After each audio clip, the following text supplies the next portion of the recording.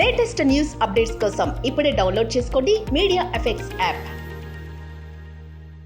Welcome to media effects.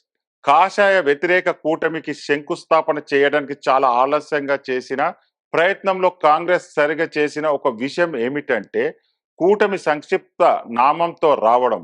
బదులుగా భారత్ పైకి వచ్చింది, కానీ అది ప్రజల ఊహకు అందడం లేదు.